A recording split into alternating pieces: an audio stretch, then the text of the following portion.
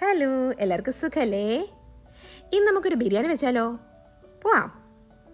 ആദ്യം തന്നെ നമ്മൾ വെള്ളം തിളപ്പിക്കാൻ കലത്തിൽ തന്നെ വെച്ചിട്ടുണ്ട് കേട്ടോ. അതിനകത്തോട്ട് കുറച്ച് പട്ട, ഗ്രാമ്പൂ, ഏലയ്ക്ക, കുരുമുളക്, കുറച്ച് ജീരകം ഇതെല്ലാം കൂടെ ചേർത്തിട്ട് ആദ്യമേ ഈ വെള്ളത്തിനകത്തോട്ട് അങ്ങ് തട്ടുക.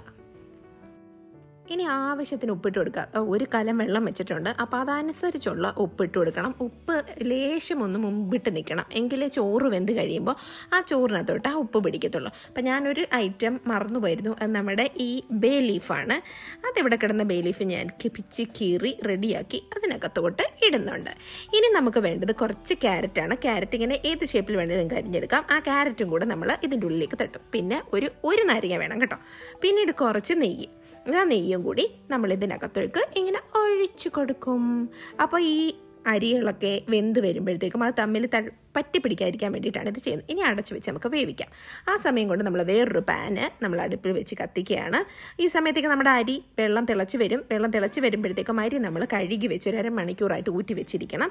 ആ അരിയാണ് നമ്മൾ വെള്ളത്തിലേക്ക് ഇടുന്നത്. ഈ സമയം കൊണ്ട് നമ്മൾ പാത്രത്തിലേക്ക് കുറച്ചധികം എണ്ണ ഒഴിക്കും. നമുക്കിതിന് മെയിനായിട്ടും വേണ്ടത് സവാള വറുത്തെടുക്കുക എന്നുള്ള പരിപാടിയാണ്.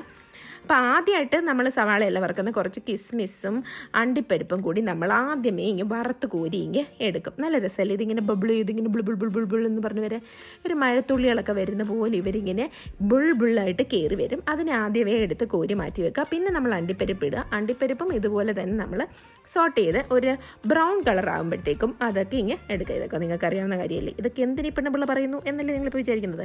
സാരമില്ല. ഇനി അടുത്തത് നമുക്ക് സവാളയാണ്. സവാളയാണ് ഇതിനകത്ത് മെയിൻ ഇൻഗ്രീഡിയൻറ്റ്. ഇത് നന്നായിട്ട് വാടുകയല്ല വേണ്ട, നന്നായിട്ട് മുരിച്ചെടുക്കണം. ആക്ച്വലി ഇത് എണ്ണയ്ക്കകത്ത് കിടന്ന് മുരിഞ്ഞ് കോരി എടുക്കണം. അതിന് ഇത്തിരി ടൈമുണ്ട്. ഒരു 7-8 സവാള നമ്മളിങ്ങനെ വറുത്ത് കോരി എടുത്തിട്ടുണ്ട്. ഇതിനു മുമ്പ് തന്നെ നമ്മൾ ചിക്കനകത്ത് ഒരു 2 സ്പൂൺ മുളക് പൊടി, ഒരു 3 സ്പൂൺ മല്ലിപ്പൊടി, സ്വല്പം മഞ്ഞൾപ്പൊടി, കുറച്ച് ഗരം മസാലപ്പൊടി ഇതൊക്കെ ചേർത്ത് മാരിനേറ്റ് ചെയ്ത് വെച്ചിട്ടുണ്ട്. അതിനകത്തോട്ട് ഇഞ്ചി, വെളുത്തുള്ളി, പച്ചമുളകും കൂടെ പേസ്റ്റ് ചെയ്തിട്ട് നമ്മൾ നേരത്തെ മിക്സ് ചെയ്ത് വെച്ചിരിക്കുന്ന ആ കൂട്ടിനകത്തോട്ട് ചിക്കനകത്തോട്ട് നമ്മൾ ഈ ഇഞ്ചിയും വെളുത്തുള്ളി പേസ്റ്റും കൂടെ ചേർക്കുകയാണ്. മറ്റേത് നമ്മൾ തലേദിവസമേ നമ്മളിങ്ങനെ മാരിനേറ്റ് ചെയ്ത് ഫ്രിഡ്ജിൽ വെക്കുവാണെങ്കിൽ അത്രയും നല്ലതാണ്. ഇഞ്ചിയും വെളുത്തുള്ളി ലാസ്റ്റ് ചേർത്താലും മതി, അന്നേരം ചേർത്താലും കുഴപ്പമില്ല. അപ്പോൾ അങ്ങനെ ഞാനിതൊക്കെ ചെയ്തുകൊണ്ടിരിക്കുക. അതേ രണ്ടും സൈമൾട്ടേനിയസ്ലി നമ്മൾ ചെയ്തുകൊണ്ടിരിക്കണം. അരി ഇളക്കിക്കൊണ്ടിരിക്കണം, ഇടയ്ക്കിടയ്ക്ക് ചെക്ക് ചെയ്യണം. കാരണം അതിൻ്റെ വേവ് കൂടിപ്പോയി കഴിഞ്ഞാൽ നമ്മൾ ഈ ചെയ്യുന്നൊക്കെ വെറുതെ ആവും. അപ്പോൾ ആദ്യം ഇങ്ങനെ എടുത്ത് നോക്കിയിട്ട് നമ്മളിങ്ങനെ പിടിച്ചു നോക്കുമ്പോൾ നമുക്ക് മനസ്സിലാവും ഇത് അത്രയ്ക്ക് വെന്തിട്ടില്ല, ഒരു ഇച്ചിരിയും കൂടി, ഒരു 5 മിനിറ്റും കൂടി വേവാനുണ്ട്. അപ്പോൾ ഒരു 75% ഈ അരി വേവ് വരുമ്പം നമ്മളത് നിർത്തി ഊറ്റിയെടുക്കണം. നമ്മുടെ സവാളയൊക്കെ മൊരിഞ്ഞ് കുട്ടപ്പനായി വന്നിട്ടുണ്ട്. ഇനി ഈ സവാളയെ നമ്മൾ ചിക്കനകത്തോട്ട് ഡയറക്റ്റ്ലി ചേർക്കുകയാണ് ചെയ്യുന്നത്. അത് നല്ല ചൂടുള്ളതുകൊണ്ടാട്ടോ ഇങ്ങനെയൊക്കെ ഇട്ട് കാണിക്കുന്നത്. അത് അതിനകത്തോട്ട് ചേർത്ത് നന്നായിട്ട് മിക്സ് ചെയ്ത് എടുക്കണം. കുറച്ച് സവാള മാറ്റി വെക്കണം, അത് നമുക്ക് ദം ഇടുമ്പോൾ അതിൻ്റെ ചുറ്റും ഇടാൻ വേണ്ടിയിട്ടാണ്. അപ്പോൾ ഇതിങ്ങനെ നമ്മൾ ചിക്കനകത്തോട്ട് മിക്സ് ചെയ്ത് കൈ കൊണ്ട് നന്നായിട്ട് തിരുമ്മി പിടിപ്പിച്ച് റെഡിയാക്കി എടുക്കണം. ഇനി അടുത്ത് എന്താ ചെയ്യുന്നതെന്ന് വെച്ചാൽ നമ്മൾ ആ എണ്ണയില്ലേ, നമ്മൾ എണ്ണ ബാക്കി കാണുമല്ലോ നമ്മൾ സവാള ചെയ്ത്, അതിനകത്തോട്ട് കുറച്ച് നെയ്യും കൂടെ ഒഴിച്ചിട്ട് അതിനകത്തോട്ട് നമ്മൾ ഈ ചിക്കനെ അങ്ങോട്ട് പറക്കി വെക്കാം. ചിക്കനെ അങ്ങോട്ട് പറക്കി വെച്ചിട്ട് ബാക്കി കാര്യം ചെയ്യാം. എല്ലാവരും പറയും ബിരിയാണി ആകുമ്പോൾ ഭയങ്കര എളുപ്പമാണല്ലോ, ഒരു സദ്യ ആകുമ്പോൾ എന്തോരം കറി വെക്കണം, ഇതൊന്നും വേണ്ട. ബിരിയാണി അത്ര എളുപ്പമൊന്നുമില്ല ഗൈസ്. എളുപ്പമായിട്ട് ബിരിയാണി ഉണ്ടാക്കാമെന്ന് എല്ലാവരും പറയും, പക്ഷേ ഇത്തിരിയൊക്കെ കഷ്ടപ്പെടാതെ ഒരു കാര്യവും നമുക്ക് ഉണ്ടാക്കാൻ പറ്റത്തില്ല. അങ്ങനെ ഈ ചിക്കനെയെല്ലാം നമ്മൾ ഇതിൻ്റെ ഉള്ളിലേക്ക് തട്ടി നമ്മൾ നന്നായിട്ട് മിക്സ് ചെയ്യുകയാണ്. നന്നായിട്ട് മിക്സ് ചെയ്തിട്ട് നമ്മൾ ഇവനെ അടച്ചു വെക്കണം.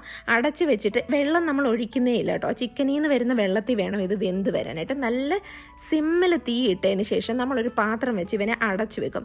ഒരു 10 മുതൽ 15 മിനിറ്റ് വരെ ചിക്കന് വേവുണ്ട്. എല്ലാവരും പറയും ചിക്കൻ വേവേണ്ട, അത് ഒരുമിച്ച് ദമ്മിടുമ്പം വെന്തോളൂ എന്നൊക്കെ. പക്ഷേ എനിക്കെന്തോ അത് അത്ര പിടിക്കത്തില്ല. ഇനി അഥവാ വെന്തില്ലെങ്കിലോ? ഒന്നാമത് ഇപ്പോഴേ പക്ഷിപ്പനിയുടെ ഒക്കെ കാലമാണ്. ഈ സമയത്താണ് നമ്മൾ ഇച്ചിരി ബിരിയാണി മസാലയും കൂടെ ആഡ് ചെയ്യുന്നത് കേട്ടോ. നമുക്ക് ഇഷ്ടമുള്ള ബ്രാൻഡിൻ്റെ ബിരിയാണി മസാല ആഡ് ചെയ്യാം. ഒരു 1 മുതൽ 2-2.5 സ്പൂണോളം ഇടാം. അതനുസരിച്ച് നമുക്ക് ബിരിയാണി മസാലയും കൂടെ ആഡ് ചെയ്തിട്ട് ഇവനെ നന്നായിട്ട് അടച്ച് വെച്ച് വേവിക്കാൻ ഒരു 15 മിനിറ്റ് എടുക്കുക. ഒരു 15 മിനിറ്റ് കൊണ്ട് ഇതുപോലെ എണ്ണയൊക്കെ തെളിഞ്ഞ് ഇവൻ സ്വയം വെന്ത് വരുന്നുണ്ട്.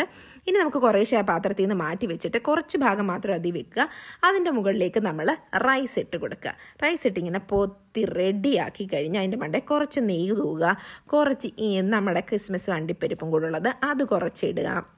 പിന്നെ നമ്മുടെ മല്ലിയിലയും പുതിനയിലയും കൂടെ അരിഞ്ഞു വെച്ചിരിക്കുന്നതാണ് കേട്ടോ. ഇത് നന്നായിട്ട് അരിയണം. അതും കൂടെ അതിൻ്റെ മുകളിലേക്ക് ഇടുക. പിന്നെ നമ്മൾ വറുത്ത് വെച്ചേക്കുന്ന സവാള ഉണ്ടല്ലോ, ആ സവാളയും കൂടെ അതിൻ്റെ മുകളിലേക്ക് ഇങ്ങനെ ചുറ്റിച്ചിടുക. പിന്നെ നമ്മൾ പിന്നെയും നമ്മുടെ ചിക്കനെ നമ്മൾ ഇതിനകത്തോട്ട് തട്ടുകയാണ്. ചിക്കന് ബാക്കിയുള്ളത് ഒരു ലെയറാക്കുക. ചിക്കനും അതിൻ്റെ മുകളിലേക്ക് ഇങ്ങനെ നന്നായിട്ട് അടുക്കി പറക്കി റെഡിയാക്കി വെക്കുക. പിന്നെ അതിൻ്റെ മുകളിലേക്ക് പിന്നെയും നമ്മൾ ഇതുപോലെ തന്നെ നമ്മുടെ റൈസ് ഇട്ട് കൊടുക്കുക. റൈസ് നന്നായിട്ട് പൊത്തി വെക്കണം. ആക്ച്വലി എനിക്ക് ഇത്തിരി വലിയ പാത്രം വേണമായിരുന്നു. ഈ പാത്രം ചെറുതായി പോയതുകൊണ്ട് ഇതിനകത്ത് ഇതെല്ലാം കൂടെ കൊള്ളുന്നില്ല. ഇത് പിന്നെ ഞാൻ കൊള്ളിച്ചെടുത്തതാണ്. അപ്പോൾ ഇതിനകത്തോട്ട് നമ്മൾ ഈ പറഞ്ഞ പോലെ തന്നെ അണ്ടിപ്പരിപ്പും കിസ്മിസും സവാള വറുത്തതും പച്ചിലകളും എല്ലാം കൂടി ഇടുക. പിന്നെയും നമ്മൾ അടുത്ത ലെയർ ചിക്കൻ വെക്കുക. അതിൻ്റെ മണ്ടയ്ക്ക് ഞാൻ കുറച്ചും പുതിനയിലയും മല്ലിയിലയും കൂടി ഇട്ട് ഇച്ചിരി കൂടെ സ്മെല്ല് വന്നോട്ടെ എന്ന് വിചാരിച്ച് പിന്നെയും ചോറ് വെച്ച് അതിനെ മാക്സിമം ഞാൻ കുത്തി കയറ്റി കേട്ടോ. വലിയ പാത്രം വാങ്ങിക്കാതെ രക്ഷയില്ല ഗൈസ്. അപ്പോൾ അങ്ങനെ അതെല്ലാം ഫിക്സ് ചെയ്തതിന് ശേഷം ഇനി എന്ത് ചെയ്യുന്നറിയോ, നമ്മളിത് ദം ഇടുക ചെയ്യുന്നത്. അപ്പോൾ ഒരു അലൂമിനിയം ഫോയിൽ വെച്ചിട്ട് ഇതിനെ കവർ ചെയ്യണം. അല്ലെങ്കിൽ ഇതിൻ്റെ ഇടയിൽ കൂടെ ഒക്കെ ഇങ്ങനെ ആവിയൊക്കെ പോയില്ലേ, പോകാതിരിക്കാൻ വേണ്ടിയിട്ട് ഇത് ഫുൾ സെറ്റ് ചെയ്തിട്ട് അതിനകത്തൊരു അലൂമിനിയം ഫോയിലും കൂടെ വെച്ച് അതിൻ്റെ മുകളിലൊരു പാത്രവും അതിൻ്റെ മുകളിലൊരു വെയിറ്റും വെച്ച് ഇവനെ സെറ്റ് ചെയ്യും. എന്നിട്ടൊരു 5 മിനിറ്റ് ചെറിയ തീയിലിരുന്നതിന് ശേഷം നമ്മൾ വേറൊരു പാത്രം എടുത്ത് ഇതിൻ്റെ അടിയിൽ വെച്ച് കൊടുത്തിട്ട് ഈ പാത്രം എടുത്തതിന് മുകളിൽ വെക്കും. അതായത് ചെറിയ തീയിലിരുന്ന് ഒരു 20 മിനിറ്റ് ഇവൻ വെന്ത് വരണം. വെന്ത് കഴിഞ്ഞിട്ട് നമ്മൾ ഉടനെ പോയി എടുക്കരുത്. അത് അടച്ച് കുറച്ച് നേരം ഒരു 10 മിനിറ്റ് കഴിഞ്ഞിട്ട് എടുക്കുകയാണെങ്കിൽ നമ്മുടെ ബിരിയാണിക്ക് പിന്നെയും നല്ല ടേസ്റ്റ് ആയിരിക്കും. ബിരിയാണി എപ്പോഴും ഭയങ്കര ചൂടോടെ നിന്നാൽ നമ്മുടെ നാക്ക് പൊള്ളും, ടേസ്റ്റൊന്നും അറിയത്തില്ല. അപ്പോൾ ഇച്ചിരി ഒന്ന് ചൂട് മാറി എന്നാൽ ഒത്തിരി മാറാതെ കഴിച്ചു നോക്കിയാൽ അടിപൊളിയായിരിക്കും. അപ്പോൾ ശരി, എന്നാൽ ടാറ്റാ ബൈ ബൈ.